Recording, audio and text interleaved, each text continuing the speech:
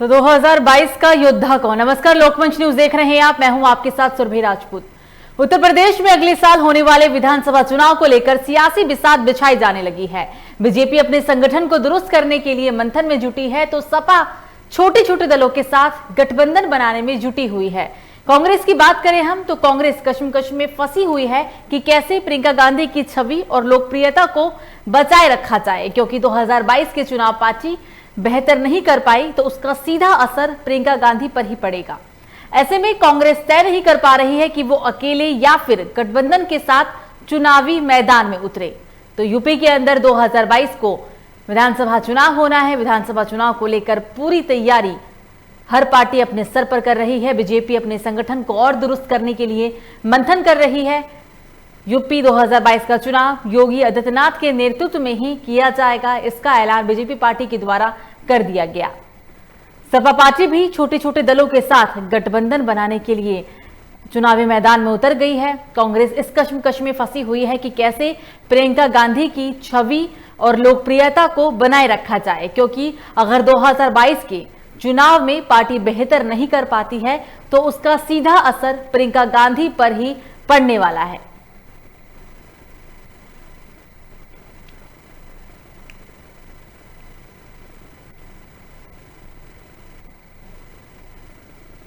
– 2022 का चुनाव योगी अपने दमखम के साथ चुनावी मैदान में उतर चुकी हैं। लगातार बीजेपी पार्टी की तरफ से चुनाव को लेकर बैठकों का दौर शुरू हो गया है। सभी पार्टियां अपने अपने स्तर पर तैयारियां कर रही है। कांग्रेस पार्टी अलग तैयारियों में जुटी हुई है। खबरें हैं गठबंधन को लेकर भी। सपा पार्टी भी छोटे छोटे दलों के साथ गठबंधन करने की तैयारी में है, लेकिन देखने वाली बात होगी कि कौन सी पार्टी गठबंधन करेगी और कौन पार्टी अपने बलबूते पर अकेले चुनाव लड़ेगी। 2022 का चुनाव बहुत जल्द नजदीक आने वाला है। पूरे देश में सबसे बड़ा राज्य यानी कि यूपी के अंदर 2022 में विधानसभा चुनाव होना है। विधानसभा चुनाव से पहले ही तकरीबन अभी 1 साल का समय है विधानसभा चुनाव को लेकर, लेकिन 2021 से ही सभी पार्टियां अपनी अपनी रणनीति के साथ चुनावी मैदान में उतरने लगी हैं।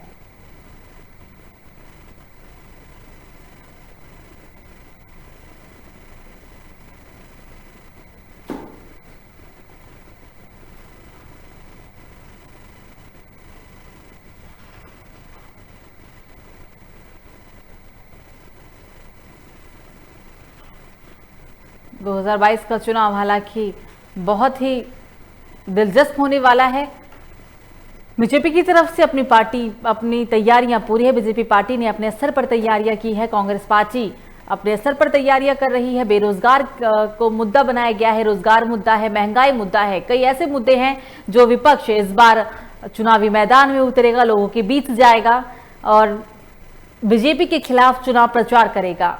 रोजगार, महंगाई, कोरोना महामारी ऐसे मुद्दे जहां कहीं ना कहीं इस बार बीजेपी पार्टी को जनता के बीच जाकर जवाब देना होगा और जनता ही फैसला करेगी कि आखिरकार इस बार फिर से जनता 2022 में बीजेपी को स्वीकारेगी या फिर नकार देगी। ये सारी बातें, ये सारी चीज आने वाले भविष्य पर निर्भर करती है, लेकिन 1 साल पहले से ही सभी पार्टियां तैयारियों में, चुनाव की तैयारियों में चुनावी मैदान में उतर गई है। सभी पार्टियां अपने दमखम के साथ चुनावी मैदान में उतर गई है। बैठकों का दौर शुरू हो गया है। बीजेपी पार्टी लगातार बैठक कर रही है और बैठक में साफ तौर पर अब ये स्पष्ट रूप से कह दिया गया है कि 2022 का चुनाव योगी आदित्यनाथ के ही नेतृत्व में लड़ा जाएगा। हालांकि आज तकरीबन 1.25 घंटे तक पीएम मोदी से सीधे योगी आदित्यनाथ की बातचीत हुई है। बातचीत काफी अच्छी रही, क्योंकि जिस तरीके से योगी आदित्यनाथ ने ट्विटर पर सभी बातों की जानकारी दी, पीएम मोदी का धन्यवाद किया, तो ऐसा ही लग रहा है कि ये जो बातचीत है, ये जो बैठक है, वो काफी सकारात्मक है योगी आदित्यनाथ के लिए।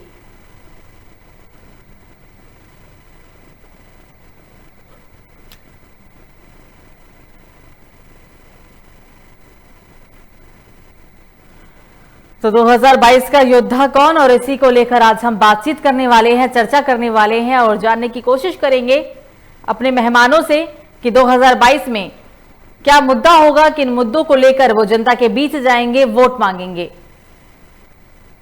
देश का सबसे बड़ा राज्य है यूपी। 403 सीटों पर विधानसभा चुनाव होना है।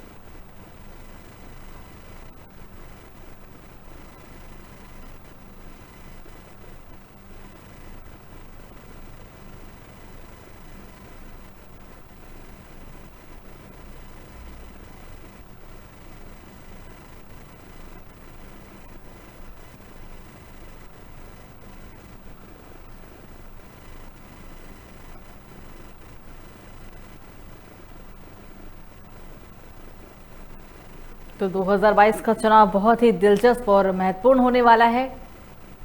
सपा, कांग्रेस, बीजेपी ऐसी पार्टियां जो आपस में जोरदार टक्कर एक दूसरे को देने वाली हैं, क्योंकि जिस तरीके से इस बारी विपक्ष को मुद्दा मिल गया है चुनाव में बीजेपी के खिलाफ आवाज बुलंद करने का, जिसमें बेरोजगारी एक मुद्दा है, महंगाई मुद्दा है, कोरोना महामारी मुद्दा है, अवैध शराब, ऐसे कई मुद्दे जो विपक्ष इस बारी सरकार को घेरने वाला है। बीजेपी के खिलाफ चुनाव प्रचार में इन मुद्दों को रखने वाला है।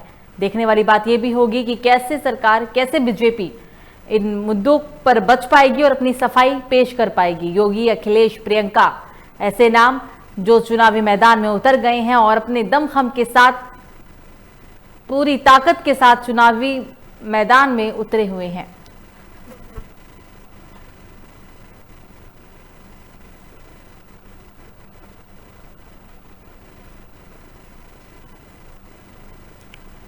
तो 2022 में युद्ध नहीं महायुद्ध होगा। सभी बड़ी पार्टियां देश के सबसे बड़े राज्य में होने वाले चुनाव यानी कि यूपी के अंदर होने वाले चुनाव में अपनी ताकत, अपने दमखम के साथ उतरने वाली है और चुनाव को जीतने के लिए हर संभव कोशिश करेगी। मायावती भी एक ऐसा नाम, मायावती भी अपने दमखम के साथ चुनावी मैदान में उतरेगी। कौन पार्टी गठबंधन में आएगी, कौन सी पार्टियों का गठबंधन होगा या कौन सी पार्टी अपनी अकेले दम पर चुनाव लड़ेगी, वो आने वाले समय में स्पष्ट हो जाएगा।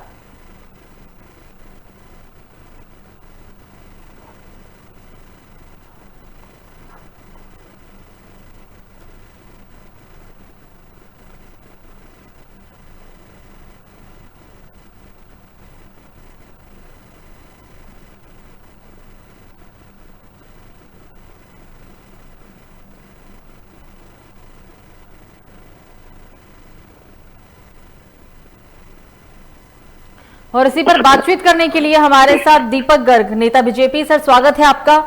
मानस तिवारी, नेता कांग्रेस, निहान खान, नेता सपा, आप तीनों का ही सर बहुत बहुत स्वागत है लोकमंच न्यूज में। जी नमस्कार। चर्चा की शुरुआत करेंगे और दीपक सर आपके पास ही आएंगे। 2022 में महायुद्ध होगा, ये युद्ध नहीं महायुद्ध है।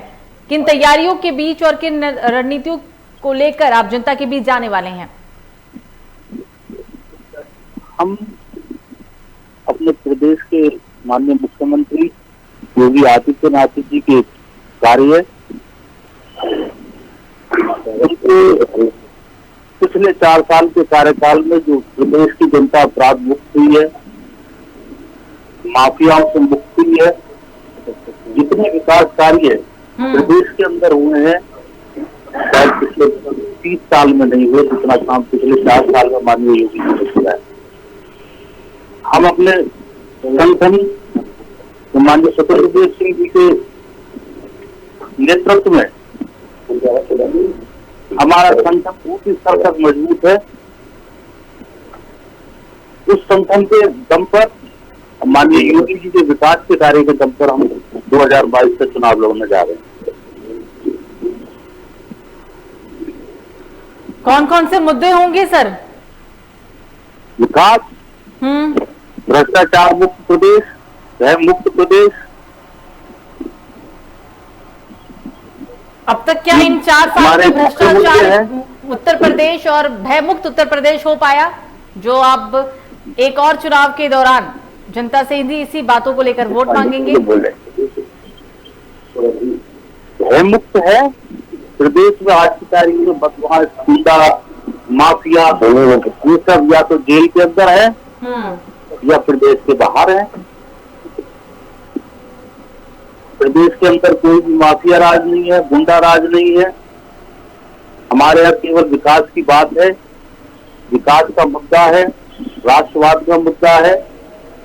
हम इन सब मुद्दों के बीच में और अपने जो नेतृत्व है माननीय योगी आदित्यनाथ जी का, उसके भरोसे पर, अपने संगठन के भरोसे पर, जो माननीय स्वतंत्र देव सिंह जी के देख रेख में हम सब लोग कार्य करते हैं, कार्यकर्ता, उस सबके दम पर 2022 में हम चुनाव के बीच में जाएंगे और निश्चित रूप से भाजपा और ज्यादा सीटों के साथ अपनी सरकार बनाएगी। बने रहेगा सर। मानस तिवारी जी, आपने दीपक जी को सुना, उन्होंने कहा कि भय मुक्त उत्तर प्रदेश, भ्रष्टाचार मुक्त उत्तर प्रदेश, ये मुद्दे ऐसे हैं जिनके बीच इन मुद्दों को लेकर वो जनता के बीच जाएंगे और एक बार फिर से बीजेपी को ही विजय बनाने की बात कहेंगे और दावा है कि बीजेपी पार्टी इस बार भी विजयी बनेगी। कितने सहमत हैं आप इस बात से सर? बहुत बहुत धन्यवाद सुरभि जी। मैं आपको सबसे पहले बता देना चाहता हूँ कि उन्होंने कहा कि विकास हमारा मुद्दा है। विकास इससे पहले भी उनका मुद्दा था। कितना विकास हुआ है मैं आपसे ये जानना चाहता हूँ, बीजेपी के प्रवक्ता जी से जानना चाहता हूँ कि कितना विकास हुआ। चाहे आज आप वो पेट्रोल पे ले लीजिए, चाहे आज आप जो है छात्रों की शिक्षा के साथ, छात्रों की जिंदगी के साथ, देश के नौजवानों के साथ आप किस क्षेत्र में आप विकास की बात कर रहे हैं और आप उसी मुद्दे पे आप एक बार फिर से मैदान में आ रहे हैं। हमें नहीं लगता है कि ये इनकी तैयारियां इस बार जो है इनको जनता जो है लाइक करेगी, पसंद करेगी। और सबसे बड़ी बात, तैयारियां इनको करने की जरूरत है। कांग्रेस पार्टी हमेशा सेवा की भावना से मैदान में उतरती है। हमारी प्रियंका दीदी हमेशा सेवा की भावना से मैदान में उतरती है और इस बार हमको तैयारी करने की जरूरत नहीं है।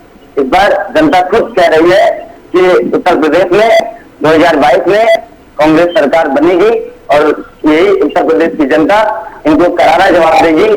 आप सोचिए, जब कोरोना काल चल रहा था, कितने लोग अपने घर से पैदल घर पर आए हैं, कितने न जाने कितने लोगों की लोग उस समय रास्ते में ही उनकी मृत्यु हो गई।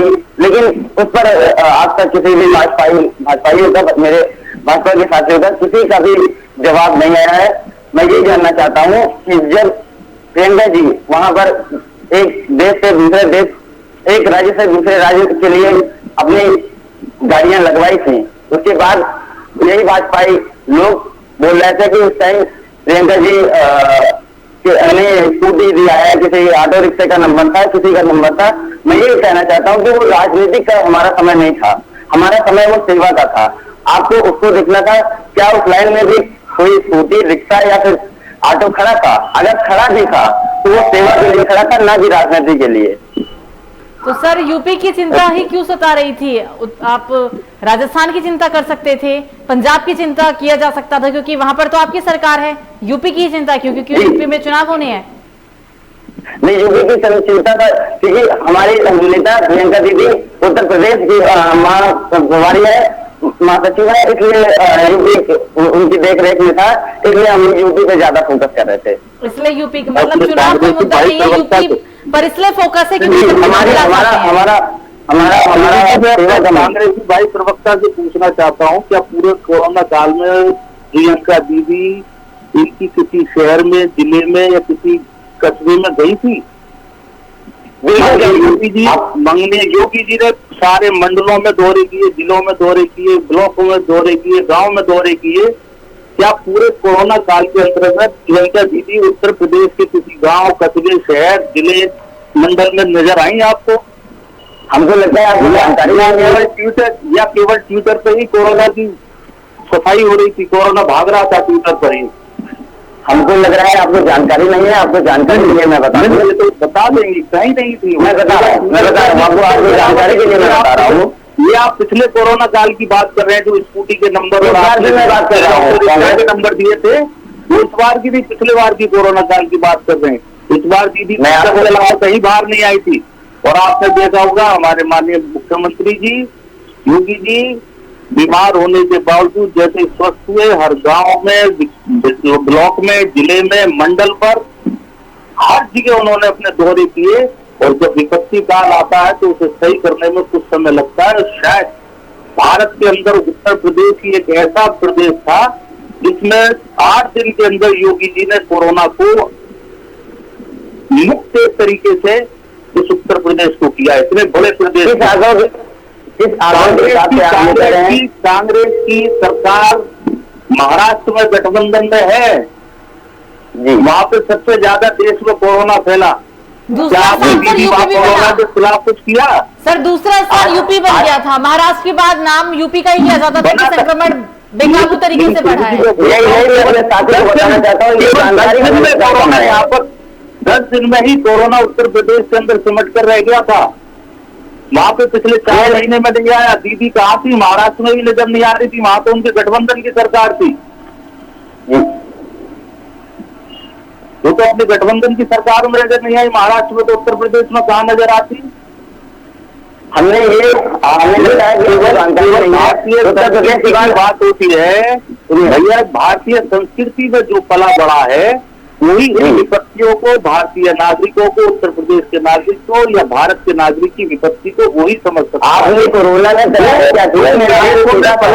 जो विदेशों में पला बड़ा है उसका भारतीय संस्कृति से कोई लेना देना नहीं होता। रेहान जी, एक बार रेहान खान जी के पास भी चलते हैं, वो भी हमारे साथ मौजूद हैं। रेहान जी, बीजेपी का कहना है एक बार फिर से हम सत्ता में आएंगे। जी नमस्कार। और कांग्रेस पार्टी का कहना है कि जनता हमें स्वीकारेगी। आप किन मुद्दों के साथ जनता के पास जाने वाले हैं? क्या कौन से सपा के पास ऐसे मुद्दे होंगे जो लगेगा कि हाँ इस बार कहीं ना कहीं जनता बदलाव चाहती है? 2022 में जनता भारतीय जनता पार्टी को इस तरीके से जवाब देगी जो भारतीय जनता पार्टी कभी सोचा ही नहीं हो। जिस हिसाब से आज हमारे प्रदेश के अंदर जनता तराई कर रही है, भारतीय जनता पार्टी सिर्फ घरों के अंदर बैठ करके ही इसकी भाषण देते हैं। आज किसान की दुर्दशा उत्तर प्रदेश के अंदर बहुत ही बुरी तरीके से है, जो कि उनको 1 साल से बकाया हम लोग आज 1-1 रुपये के तरस रहे हैं। जो कि खाद हमको 200-250 रुपए की बोरी मिला करती थी, आज वो 400-500 रुपए की बोरी मिल रही है, वो भी लाइन में लगा देते सुबह से शाम तक। किसान आत्महत्या कर रहा है, कर्ज से परेशान है। बैंक वालों ने एकदम से इतना प्रेशर बना के रखे हैं, आप कर्जा जमा करो या आत्महत्या किसान कर रहा है बहुत लोग। बलिया बजाज चीनी मिल के अंदर 350 करोड़ रुपए का भी इस वर्ष का पूरा भुगतान, एक दिन का भी पेमेंट अभी नहीं आया है। आज किसान रोड के ऊपर, सड़कों के ऊपर मारा घूम रहा है, मगर भारतीय जनता पार्टी के कोई भी नेता उनका हाल जानने वाला नहीं है। कोविड जैसी महामारी के अंदर देश जो बहुत ही प्रदेश जूझ रहा है, ना ही हमारे पास हॉस्पिटल है, ना ही हॉस्पिटल में बेड है, ना ऑक्सीजन है, सिर्फ इनके बड़े बड़े वादे हैं, इनके बड़े बड़े दावे हैं बस। इनके अलावा भारतीय जनता पार्टी के पास कोई काम नहीं है। आज जो समाजवादी सरकार में बनाए हुए कैंसर हॉस्पिटल जो हमारे लखीमपुर के अंदर बना हुआ है, सीतापुर में है, आगरा में है, लखनऊ में है, झांसी में है, अयोध्या में है, आजमगढ़ में है, तो उत्तर प्रदेश सरकार अगर कहीं इन्हीं को चालू कर दिया होता तो लाखों जान बचाई जा सकती थी। मगर उत्तर प्रदेश सरकार ने उनमें ताला डाल रखा है, अभी तक उनको चालू करने का ही काम नहीं किया गया। और समाजवादी सरकार के बनाए हुए काम सिर्फ भारतीय जनता पार्टी उनको सिर्फ नाम चेंज करने का काम कर रही है। इसके अलावा 4-4.5 साल की सरकार में एक नए पैसे का कोई भी काम नहीं किया है। ठीक है, बोलिए, सवाल पूछिए सर। एक सवाल हमारा भाजपा के प्रवक्ता जी से है, सुरभि जी। जी बोलिए। जी, अगर योगी जी ने इतनी रैलियां की, इतने कोरोना में इतने काम किए, तो पंचायत चुनाव में उनको जनता ने नहीं स्वीकारा, पूरी तरीके से फेल भाजपा क्यों हो गई?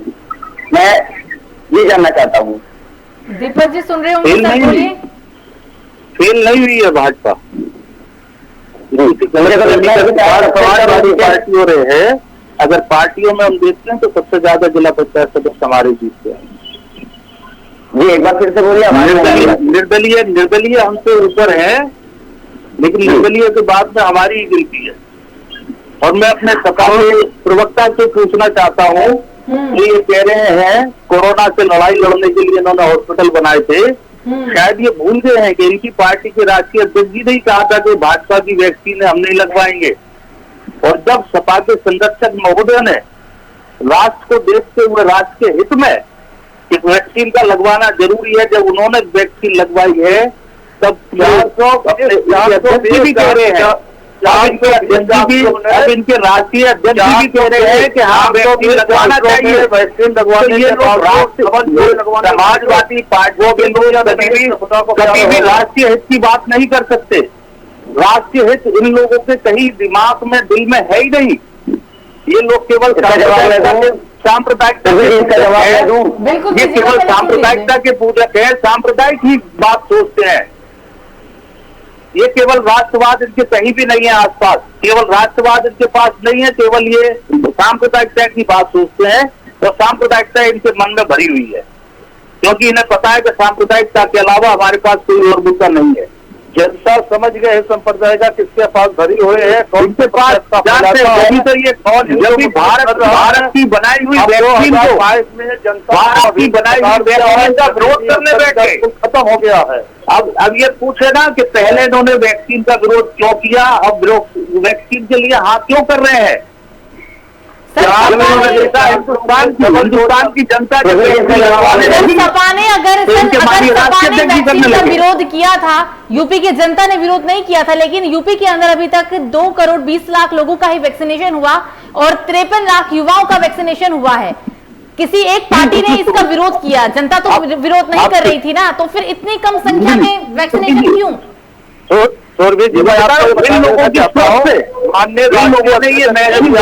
जनता का क्या मतलब बनता है सर?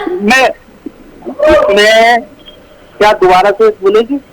हाँ, आपने कहा ना इन लोगों की सोच से, मेरा प्रश्न आपसे ये है कि जब आप कह रहे हैं कि सपा ने कहा कि ये बीजेपी की वैक्सीन है, कहा भी है वैक्सीन के नाम पे राजनीति हुई है, कांग्रेस ने बोला हम नहीं लगवाएंगे जी वैक्सीन है, लेकिन ये वैक्सीन जनता के लिए था, यूपी सरकार वैक्सीनेशन कर रही थी जनता के लिए, तो दूसरे पीक के जाने के बावजूद अभी तक यूपी के अंदर सिर्फ 2 करोड़ 20 लाख लोगों का वैक्सीनेशन हुआ है, जिसमें 53 लाख युवा है।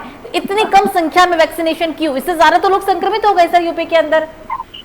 शुरू में जब वैक्सीनेशन चालू हुआ तो इन लोगों ने इतनी भ्रामक परिस्थितियां पैदा कर दी जिससे कुछ लोग शुरुआत में वैक्सीन नहीं लगवाई, लेकिन जब उन्हें वैक्सीन का पता लगा कि इसके लगवाने से ही ये बीमारी दूर रहती है, तो अब आप देखें दूसरे चरण में कितनी तेजी के साथ उत्तर प्रदेश में वैक्सीन लग रही है। इन लोगों ने नहीं लग रही है, हमें लगता है आप भी बता सकती हैं कि पहले गाँव में और दूसरे चरण में अब कितनी लग रही है। अब किसी भी गाँव में आप जाके पता कर सकती हैं। आप से ज्यादा लोग, मुझे लगता है कि जो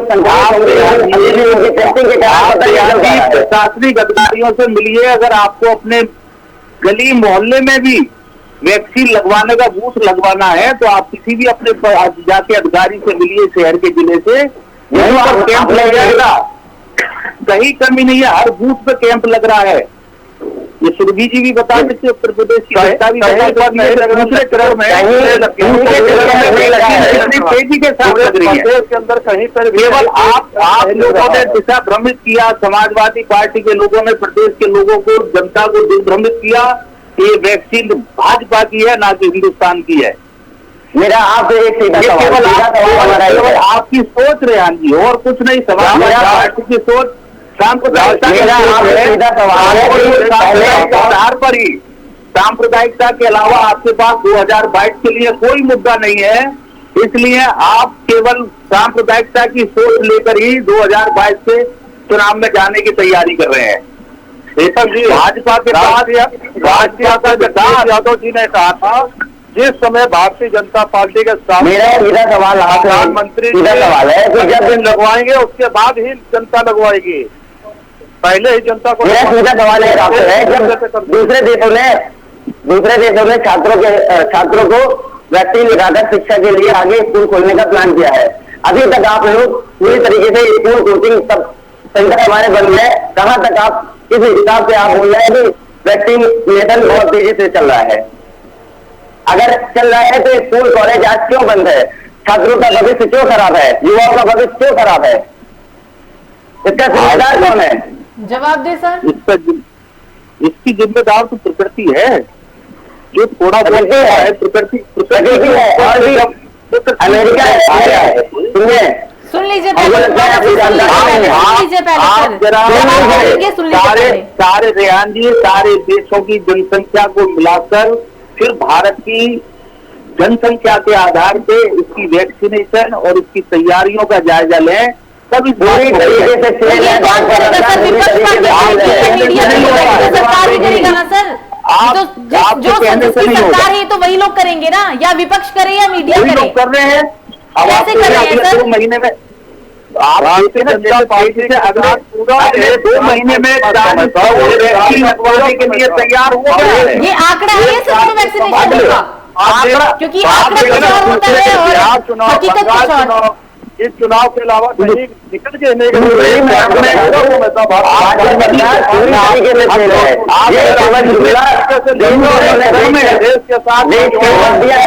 पूरी तरीके से देश को खराब कर दिया है। चुनाव लड़ाने की बहुत अच्छे से याद होगा, सिलेंडर लेकर चौराहे पर सड़कों पर भाग जाती थी, पेट्रोल लेकर जो है रोड पर आ जाती थी। आज कहाँ है वो? अमेठी की जनता उनसे पूछ रही है, आज कहाँ है वो? कहाँ है स्मृति ईरानी जी? कहाँ है आज? जब जरूरत पड़ती है हमारे राहुल गांधी जी वहां पर आते हैं, सबसे ज्यादा मदद अगर अमेठी की जनता के साथ कोई खड़ा है तो राहुल गांधी जी खड़े हैं। क्यों हार गए राहुल गांधी सर? जिस समय 300 रुपए का सिलेंडर था, वो 900 रुपए का गैस सिलेंडर बिकवाने का काम कर रही है। जब इस समय डीजल 50 रुपए लीटर था तो स्मृति ईरानी जी रोडों पर खड़ी होकर के हल्ला मचाती थी। आज 100 रुपए लीटर पेट्रोल हो गया तो स्मृति ईरानी जी लग रहा है नहीं, हम लोग पक्के लगे हुए हैं, पोस्टर लगवा दिए गए, स्मृति ईरानी जी कहाँ है, आप आइए। बाबा रामदेव यही कहा करते थे, 30 रुपया वाला पेट्रोल चाहिए या 100 रुपया वाला पेट्रोल चाहिए। तो अगर आपकी सरकार आएगी तो लोगों को 30 रुपए वाला पेट्रोल मिल जाएगा क्या? 30 रुपया वाला पेट्रोल मिलना होगा। हम यहाँ उत्तर प्रदेश के अंदर अपनी सब्सिडी हटा देंगे जनता को राहत देने के लिए। आपको देश बचाना है, जनता बचाना। जब जनता ही हमारी 30 रुपए का, फिर भी जी 30 रुपए का पेट्रोल नहीं आएगा, लेकिन 100 रुपए लीटर से पेट्रोल नहीं बिकेगा। मैं आपको एक न्यूज चैनल पे वादा करके जाता हूँ कि अगर कांग्रेस सरकार बनेगी तो 100 रुपए लीटर पेट्रोल नहीं बिकेगा। 70 रुपए लीटर कांग्रेस के राज में था पेट्रोल और 70 रुपए लीटर बिकेगा। मतलब एक पेट्रोल डीजल भी अहम मुद्दा है कि आप पेट्रोल डीजल का मुद्दा भी उठाएंगे इस बारी के चुनाव में? पूरी तरीके से सुरभि जी, मैं आपसे एक बात और कहना चाहता हूँ, पूरी तरीके से भाजपा सही है। आज स्कूल कॉलेज बंद है, लेकिन लूट मचा के रखे आए हैं भाजपा वालों ने। स्कूल की फीसें ली जाती है, कोचिंग की फीसें ली जाती है, आखिर क्यों? लेकिन फिर भी सर यूपी में तो योगी राज कायम है, इस बात से तो आप भी नकारेंगे नहीं शायद? जी, यूपी में आज भी योगी राज कायम है, आज भी लोगों की जुबान पर योगी राज नाम है, कैसे नकारेंगे इस बात को? अब योगी राज नहीं है, जनता पूरी तरीके से इनके चूटों में एक बार भाजपा सरकार बन गई। अब उत्तर प्रदेश की जनता पूरी तरीके से तैयार है इनको जवाब देने के लिए, इनको दिखाने के लिए जिन अभिभावकों के बच्चे का भविष्य इन्होंने चौपट दिया है, वो अभिभावक इनको जवाब देंगे। ठीक है रेहान जी, आप कुछ कह रहे हैं, आपकी आवाज नहीं आ रही थी, आप बोलिए सर। उत्तर प्रदेश की जनता भारतीय जनता पार्टी को 2022 में मुंहतोड़ जवाब देगी। इस समय ही अपना सीएम मानती ही नहीं उत्तर प्रदेश की जनता। ये परिस्थितियों के मुख्यमंत्री बने हुए हैं, जनता इनको समझ ही नहीं रही है मुख्यमंत्री हमारा है कौन। बाबा जी आराम से दिन भर आराम से अपने मंडी में बैठ करके दिशा निर्देश देते हैं, जब देखो किसी को ठोक दो, किसी को गोली मार दो, किसी काउंटर कर दो। पता नहीं क्या चाहते हैं बाबा जी हमारे देश की जनता है। कब किसको कहाँ पे ठोक दिया जाता है कोई पता नहीं चल रहा।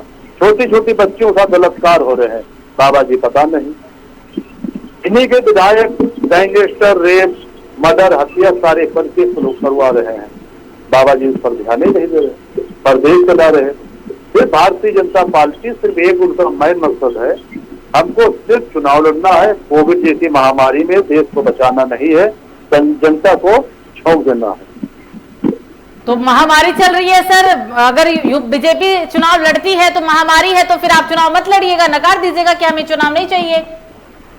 महामारी है ना, बीजेपी लड़ेगी चुनाव तो आप मत लड़िएगा, तब लोगों को भी लगेगा कि सच में पार्टी हमारे अच्छा चाहती है, पार्टी हमारे अच्छा चाहती है, भारतीय छात्रों का भविष्य न करा के परीक्षा कराती है। बिहार के अंदर चुनाव खत्म। अगर देश के छात्रों का प्रेम होता, पहले छात्रों का वैक्सीनेशन होता, उसके बाद चुनाव होता, परीक्षाएं होती, चुनाव ना होता, चुनाव टाल दिया जाता, पहले परीक्षा होती। मैम यूपी में त्रिस्तरीय चुनाव हुआ, कांग्रेस पार्टी नहीं रही, सपा पार्टी नहीं रही, बंगाल का चुनाव हुआ, सपा पार्टी ने भाग नहीं लिया, कांग्रेस पार्टी ने भाग नहीं लिया। तो ये मत बोलिए कि ये ऐसा करती है क्योंकि सभी पार्टियां एक ही थाली के चट्टे बट्टे हैं। अगर कोई चुनाव होगा तो सभी पार्टियां उसमें भाग लेंगी।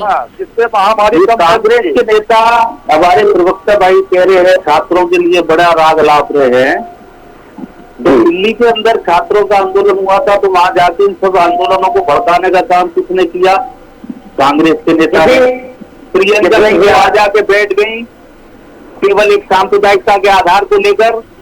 तो कौन बैठ छात्रों के हक के लिए प्रियंका दीदी, छात्रों के भविष्य के लिए, छात्रों के हक के लिए नहीं बैठी वो, छात्रों के भविष्य को खराब करने के लिए बैठी वो।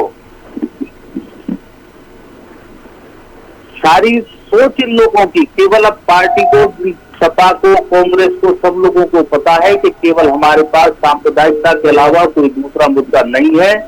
हम केवल सांप्रदायिकता की सोच लेकर ही चुनाव में थोड़े बहुत सही खड़े हो सकते हैं। बाकी इनके पास कहने के लिए कुछ नहीं है, ना विकास के नाम पर, ना भय मुक्त के नाम पर। अब इन्हें पता, सपा से मैं रेहान भाई से कहना चाहता हूँ कि जिन पर गोली लगी, जिनकी संपत्ति कुर्क हुई है, वो संपत्ति किन राज्य सरकारों के अधीन उन लोगों के पास अरबों खरबों रुपए की संपत्ति इकट्ठी हुई।